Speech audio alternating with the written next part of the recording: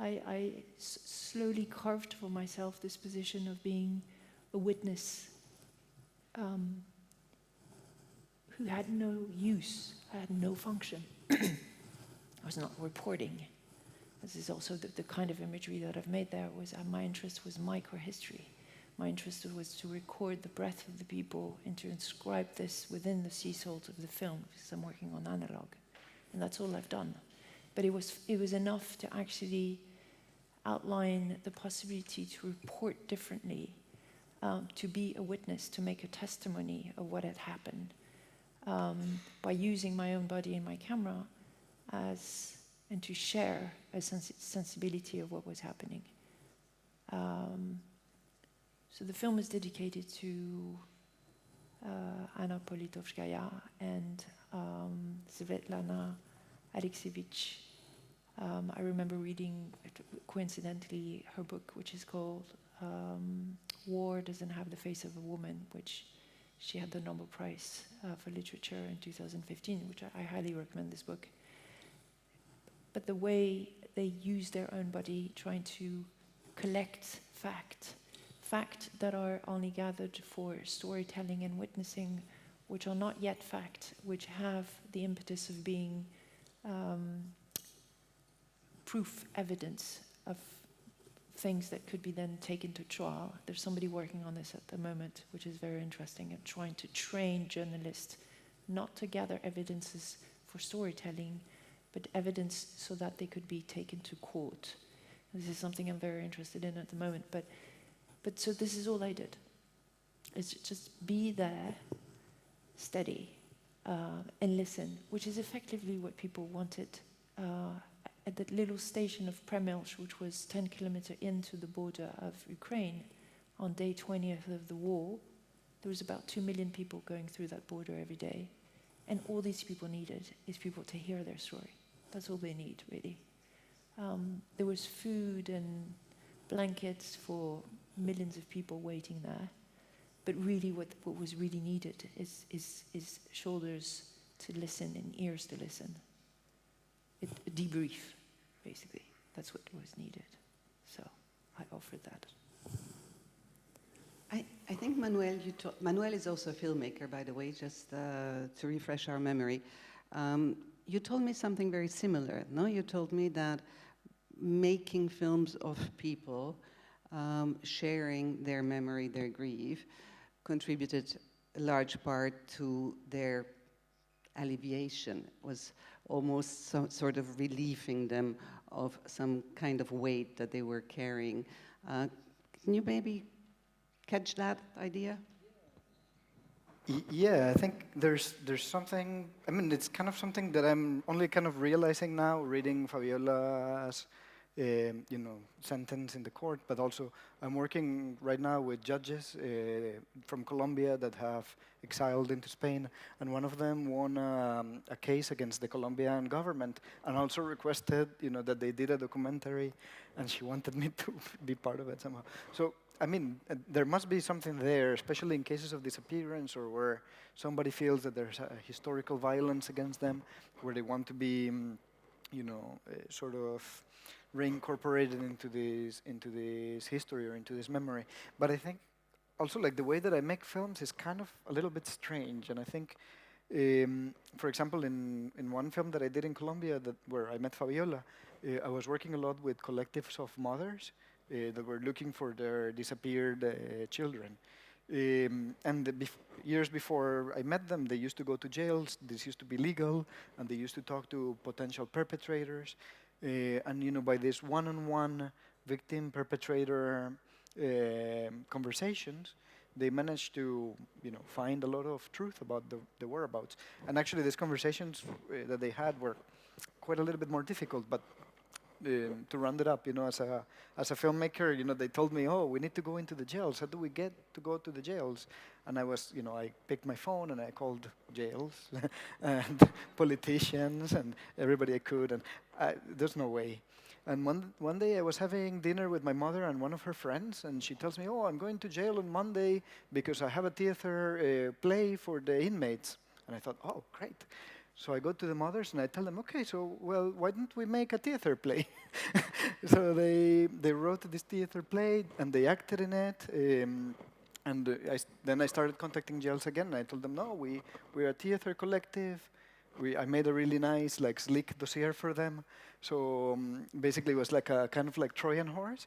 And then this kind of really, yeah, like a lot of the filmmaking was like kind of what kept me busy while I was trying to do other stuff at the side that was more important to me, like trying to do this. And I wound up learning so much from this kind of strange ways of that you must feel that too, no? Like as a filmmaker, sometimes you wind in places that you're like, I don't really know what I'm doing here, but I kind of like it. And Yeah. I maybe want to open our conversations to the audience, but I have maybe two more questions, one each, and then perhaps if you want to join in very briefly. One to you, Marine. You were also very interested in war reporters, and I remember you have researched the story of Lee Miller quite a while, but she wasn't the only war reporter. Perhaps can you, again, dive into that subject, war reporter, Lee Miller. What was your interest there? Can you explore that a little bit? Okay. What's my interest? I don't really know that. If I was to know why my neurosis is what it is, then it would not be productive anymore, and I'm trying not to disconstruct it. But I just I'm not quite sure how I got myself into this. I just feel the need to go and see and to be at the forefront of this. So I sort of look up to all these role models of these big war reporters for what they do. But this is not from the perspective of a film, because this is what my interest is image making. No, what is the position? What is the distance to what you picture? How you picture it? How you could deconstruct the conventions?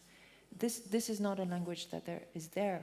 What I'm looking at is an expression of our humanity when I go to a conflict zone, which is sadly human, right? I'm drawn to it for a reason that I don't know how to fathom, but yeah, this is what I do. I'm interested in assemblies, politics, geopolitics, war conflicts. I've always been drawn to that. I don't know what to say. Fair enough. And Manuel, my last question to you. You were mentioning that perhaps this sort of symmetrical relationship between the victim and the perpetrator can be rather unhelpful, not only in processes of transitional justice, but as frameworks for us to sort of think about violence and post-violence for sure. Can you explain a little bit why you think it is unhelpful, and the kind of experiences you've had on the ground, people sort of hinting you into that direction? yes, I mean, this is something that I really take from my Colombian perspective. Working with the mothers in Colombia, they refuse to be called, well, they're called themselves victims in specific contexts where they need for clarification, but they generally refuse to be called victims. But they not only refuse themselves to be called victims, because they of course they don't like people to feel condescendence towards them. They feel that in a sense this robs them of autonomy or of possibility to create new things, because I mean, being a victim is something that is anchored in the past, and often, all the narratives that wind up coming from this are past-oriented, but they, like especially the mothers in Candelaria that want to meet the perpetrators and what have you, they're really future-oriented. They're actually working in projects constantly to try to transform the future. So they refuse being called victims. But not only that, they also refuse calling the perpetrators perpetrators. Because they find that when you have this sort of name or this sort of code, it's very difficult to approach them, And they're trying to approach them by basically saying that they're all survivors, that both them and the perpetrators are all survivors, because they didn't create the conflict as such. They're part of this large dynamic of war, basically. And they're trying to remove this agency that they have over them in transforming the language.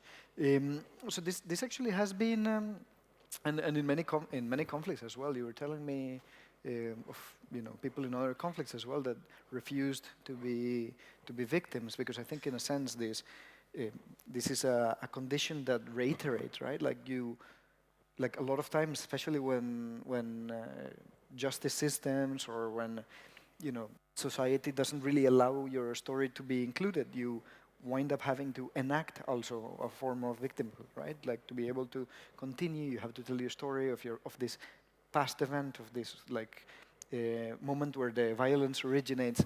And for me, it was very, very telling, that I would meet one person and they would tell me the story. I would meet the same person 1 year later and they would tell me the exact same story with the same pauses, with everything.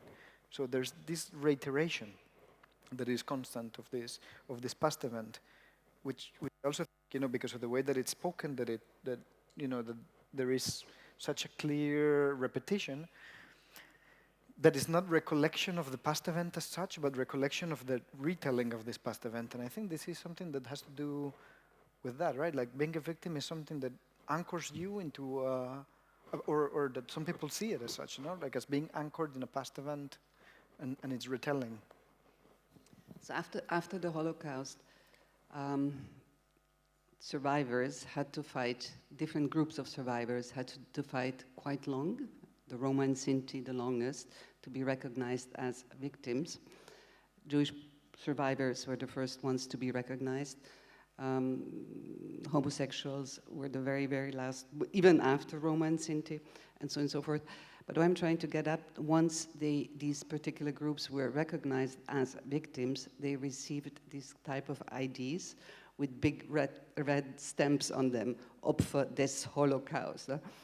And I remember my father had one, and he kept it for his entire life. And I thought that this stamp, was one of these sort of marks that mark human beings, with the same type of aggression that any other marks would, mark you for life in a certain sense.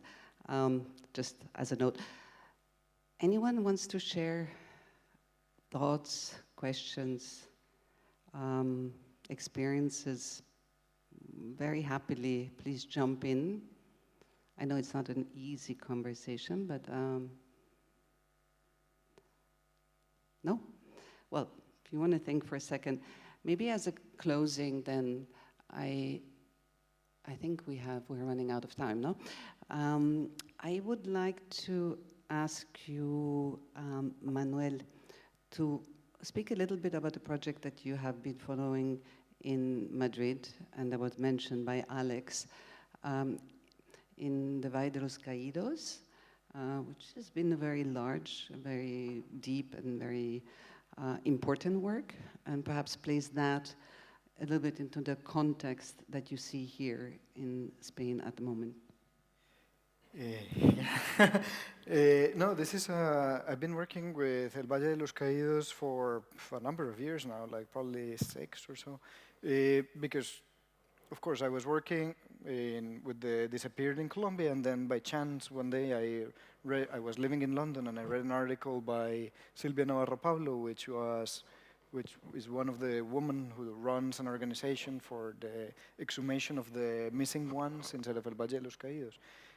So I started doing research, and I started, getting in contact with, traveling through all of Spain, meeting, some of the relatives, meeting some of the people that, that are claiming to exhume their missing ones. And there is a couple of things that are parallel. One of the things that is happening right now is that there is an institutional will to exhume the disappeared from El Valle de los Caídos, as long as their relatives, of course, demand it. And there's also a will to resignify the monument, according to democratic principles. But I think there is a particularity about this specific site, is that if you look at it, you know, it's 506 mass graves were moved from all over Spain, with 33,856 bodies inside of the Valle de los Caídos, put into boxes, inside crypts. And for the most part, there's 12,800 people who we don't know who they are, who are listed there in the registry books as unknown. So I think it is, of course, the resignification of this place should happen, you know, by including these people into in a very ambitious way, into this kind of narrative, right? Like, how could you construct a monument, you know, a fascist monument of that scale that doesn't really include the perspectives of the victims that have been silenced and obliterated through it? So I think this is kind of where I'm going, but it's a long project. It's composed of many pieces. It's got a search engine. It's got a lot of testimonies.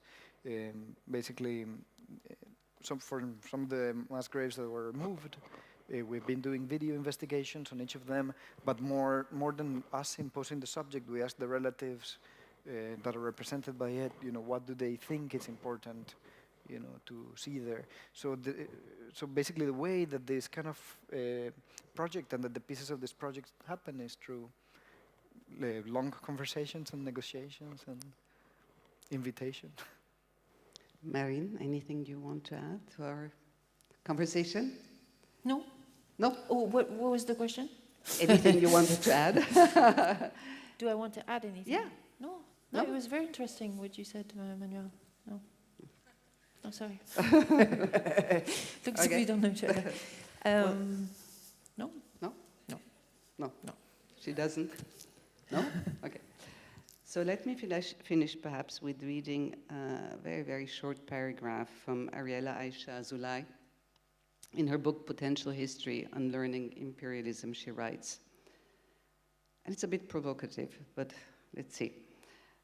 Forgiveness, in the sense that I describe it here, is not a communication act between the ones who ask for it and the ones who grant it. It is not about issuing the right words that will reward perpetrators with victims' grace. It is neither an abstract term nor a leap of belief, decision, or will. Forgiveness is not predicated on forgetting the crime, nor is it a form of relinquishment of one's pain, longing, rage, frustration, or the intimate knowledge that the loss cannot be retrieved. Forgiveness is rather labor. It is the hard work of drawing the line of the unforgivable way before one is ready to consider to forgive individual perpetrators. Thank you so much.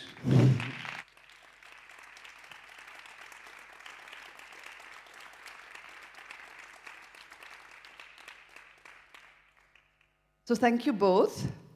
That was a very enlivened discussion and conversation. Now I would like to ask Mirna Bamieh, to come here and join us.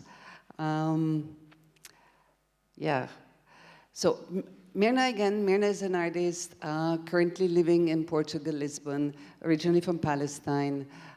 She made an amazing work here on bitter oranges that you've all seen in what we used to call Salon Poetico.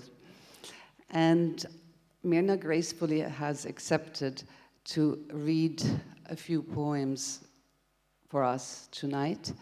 We originally invited Simone Fatal, who was selecting a few poems from Etel Adnan's oeuvre. Unfortunately, Simone tripped and couldn't be with us. So, Mirna, thank you so much. Not that you're replacing Simone, but thank you for selecting poems and for finishing this gathering with, your beautiful voice and selection. Thank you so much. Thank you for inviting me. After finishing working on Bitter Things, the kitchen, we were asked to give a list of books that complement the research, but as well the essence of the work. And one of the books that I recommended, and we have at the space, is Victims of a Map. And I will be reading 3 poems from the book. 2 Palestinian poets and 1 Syrian one.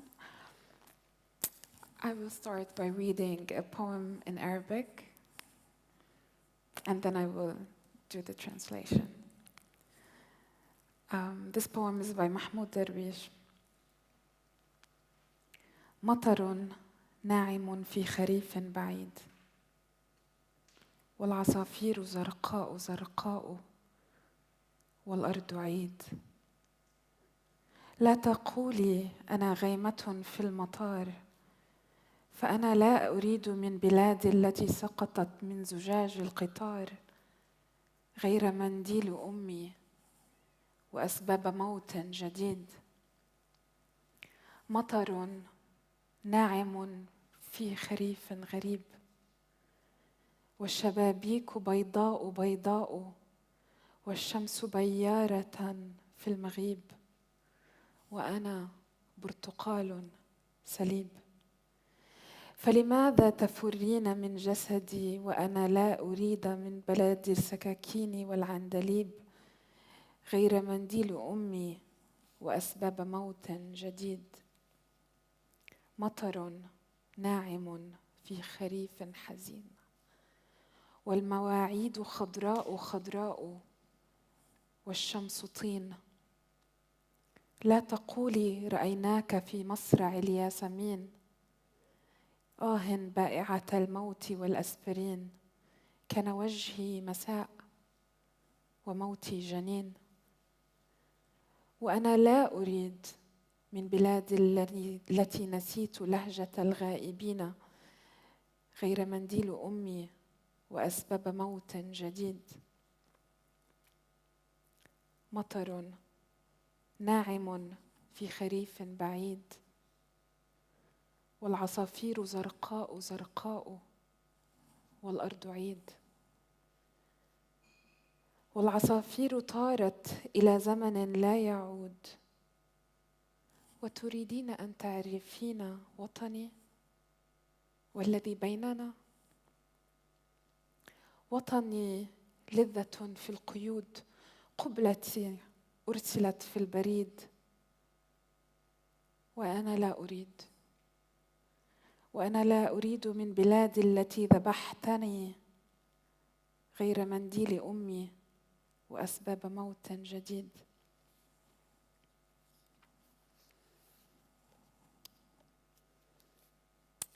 A gentle rain in a distant autumn. The mic is good. Yeah.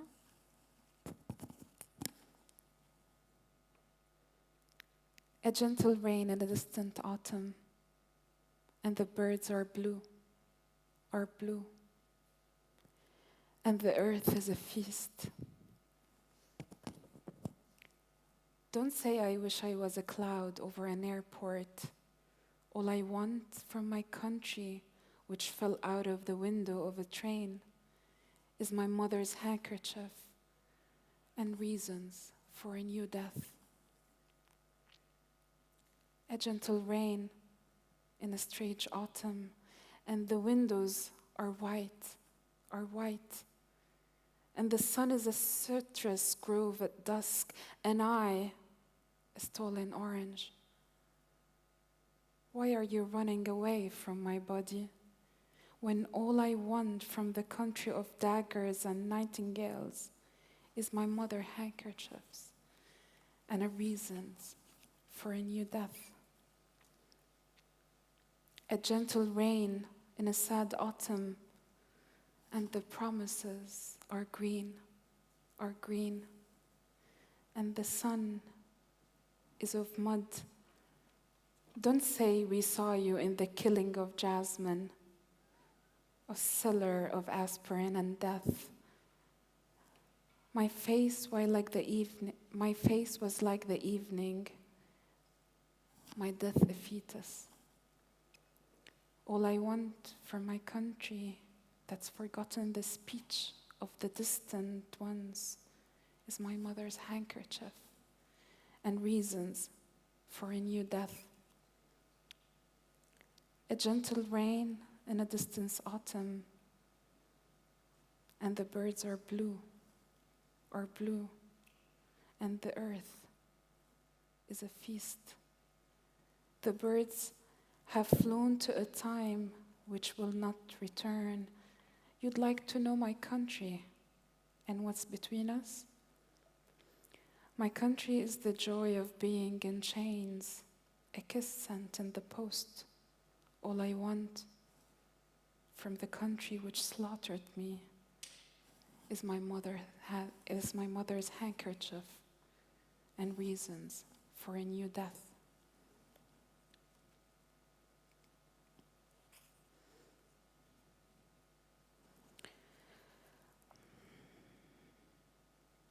I don't know which one to start with first, second.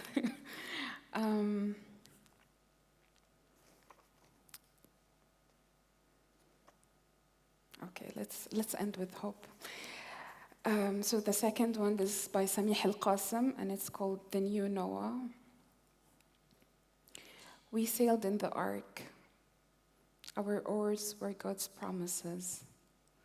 Under the rain and dirt, we survived, but not mankind. We went along the waves, and the sky was like a rope of dead people on which we tied our lives. Through a window of prayers, we reached the sky. Lord, why did you save us above all other people and creatures? Where will you throw us? To your other land, to our original home, to the leaves of death, to the wind of life.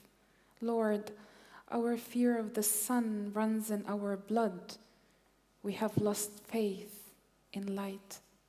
We have lost faith in tomorrow, where we used to begin a new life. If only we had not been a seed of creation, of the earth. If only we had remained soil or live coals. If only we had stayed halfway, so as not to see the world, so as not to see its hell and its God twice. If time was to start all over again and life's face was covered with water and the earth trembled and God was mad and Noah asked me, save the living, I would not listen to God. I would go about on my ark, clearing the pebbles and dirt from the sockets of the death, opening their souls to the flood, whispering in their veins, we have returned from our wanderings. We have came out of the cave and changed the sky of years.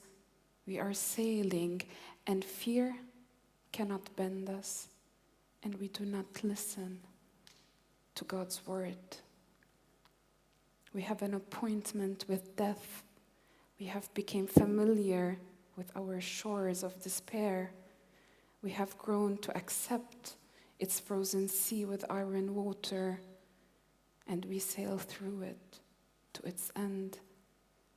We carry on moving and never listen to that God. We long for a new God.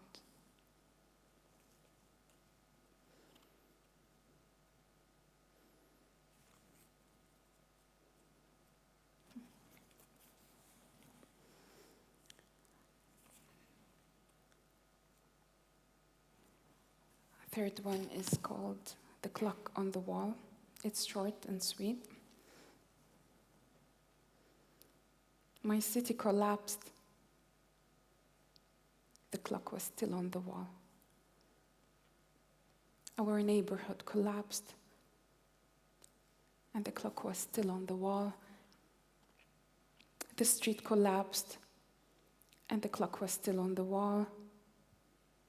The square collapsed, and the clock was still on the wall. The house collapsed, and the clock was still on the wall. The wall collapsed. The clock ticked on. Thank you.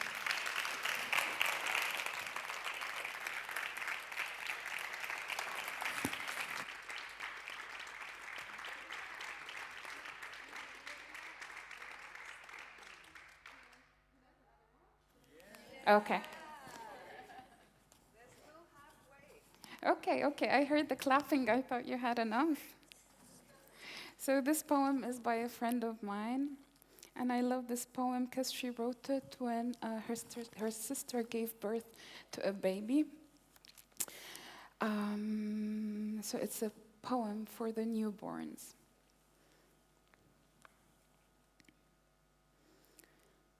Do you remember your first night in the world? There is no other way to ask this question. It was not your first night in Cairo, your first night in Kinshasa, your first night in Buenos Aires. Those statements mean something else. You may have been born near a skyscraper or in a quiet village by the river, but it was your first night in the world. And neither villages nor cities bordered your birthplace, neither countries nor continents, but planets and galaxies. Your name was given, your name was chosen months ago, and people are already describing you: angry, calm, pensive, wise. But you are a strange creature, closer to the outer space than you are to us. We cannot overcome that awkwardness of those first minutes of a guest's arrival by asking about the journey, whether we waited for you in a delivery room or found you on the street. We don't know exactly how you got here, and even though we have laid out for you clean towels and sheets, we're unable to say, make yourself at home. We still do not feel so ourselves.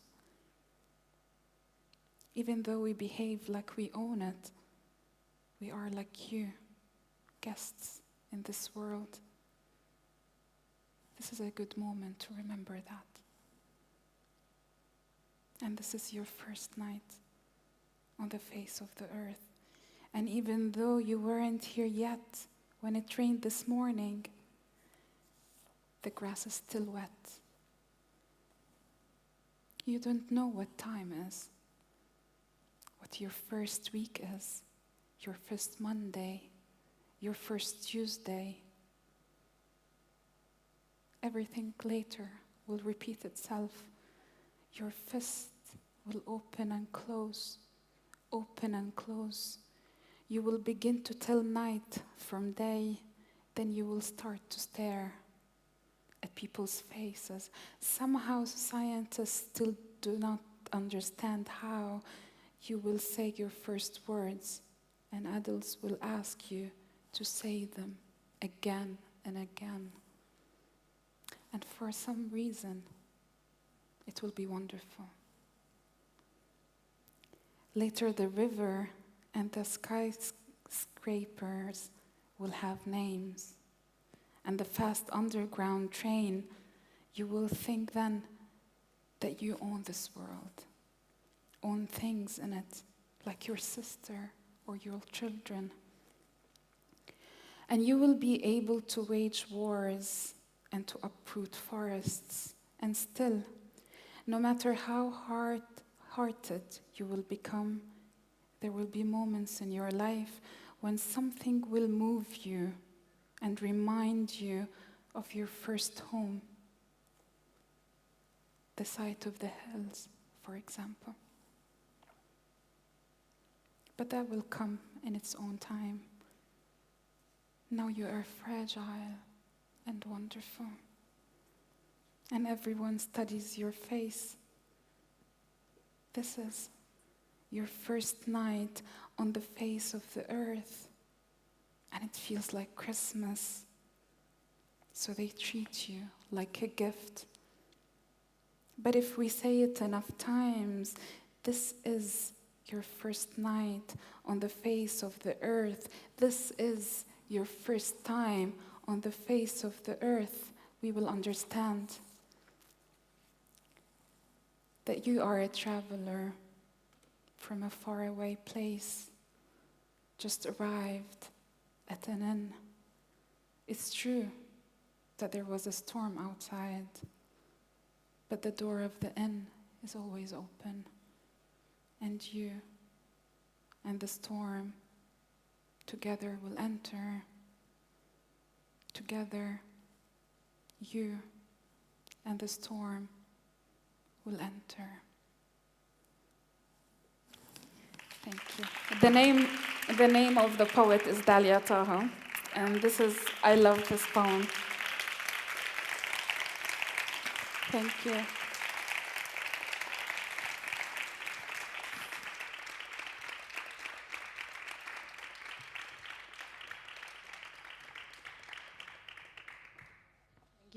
Thank you, Mirna. That was just beautiful.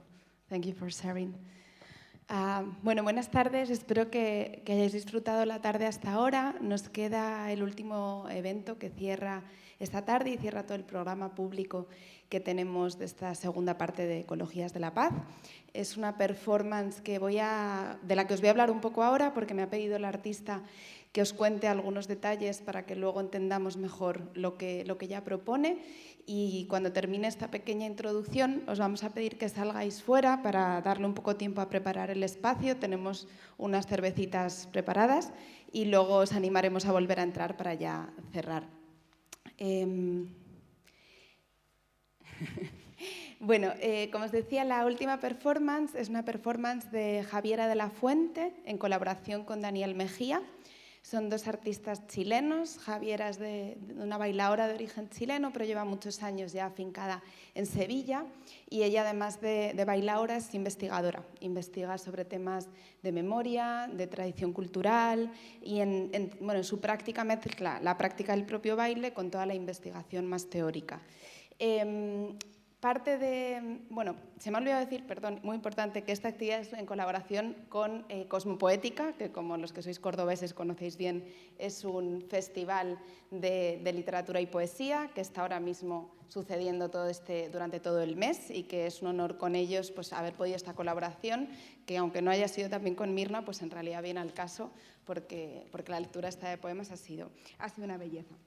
Entonces, como os decía, la performance que va a hacer ahora mismo Javiera se llama Canto a lo Poeta y es un proyecto en curso. Javiera trabaja mucho de forma procesual. No vais a ver una performance cerrada, sino que vais a ver una investigación de la cual nos va a mostrar el primer capítulo. Cuando hicimos la propuesta de participar en este programa público, ella estaba cerrando otro proceso que le ha llevado muchos años, que es un proyecto que se llama En Violeta.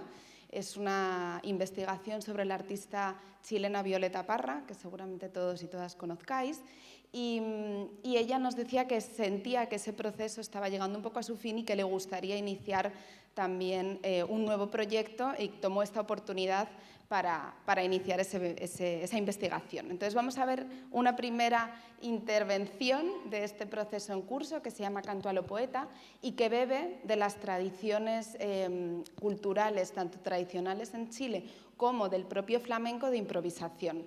Entonces vamos a ver aquí una performance dividida en cuatro actos que ella son los fundamentos son los temas que se tratan en la improvisación chilena, que serían una especie de lo que son los palos en el flamenco, y estos fundamentos tratan una serie de temas que se repiten de forma constante.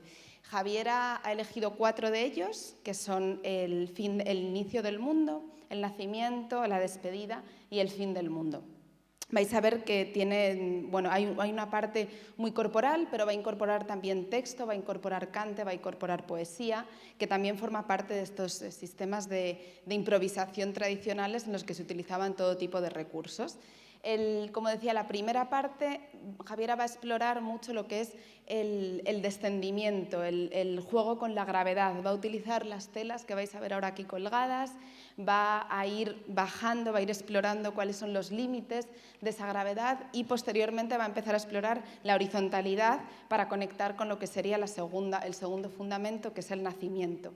En el nacimiento vamos a ver cómo empieza a erguirse, cómo empieza a explorar todos los movimientos verticales, y en ese nacimiento va a utilizar también uno de los elementos fundamentales del flamenco, pero también de la propia práctica de Javiera, que es el mantón de Manila, y en concreto va a hablar de la canción Zarzamora de Violeta Parra, que es uno de los grandes temas de la artista chilena. El tercer fundamento va a ser la despedida. En la despedida va a bailar una seguirilla, y ahí también va a invocar la cueca sola, que me voy a detener un momento porque creo que viene muy al caso con todos los temas que hemos estado tratando esta tarde. La cueca sola, para las que no sepáis lo que es una performance, es un baile que se empezó a bailar en Chile durante la dictadura, y lo bailaban todas las mujeres que tenían familiares desaparecidos. Estas mujeres, la cueca es un baile tradicional chileno, y lo que empezaron a hacer es que bailaban la cueca sola, o la bailaban entre ellas para significar y para dar espacio a esa persona que no estaba, esa persona desaparecida. Y se convirtió en un elemento conocido en todo el mundo y que a día de hoy pues sigue invocando la memoria de todas esas personas cuyo origen en muchos casos todavía se desconoce. Y para finalizar va a acabar con lo que sería el fin del mundo, y en este fin del mundo va a bailar lo que ella denominaba anticuecas, que sería por darle un poco ese cierre o ese contrapunto, y va a terminar con el guitarrista Daniel Mejía pues, hablando también desde la parte más musical de su práctica. Así que esto es para que tengáis un poco de contexto. Luego todo va a ir mucho más allá, vais a ver que es muy popurrí de emociones, de textos. Os vamos a facilitar también los textos para que lo podáis seguir en inglés y en castellano. Y esto es todo, así que ahora me acompañáis, nos salimos fuera y luego ya volvemos. Gracias.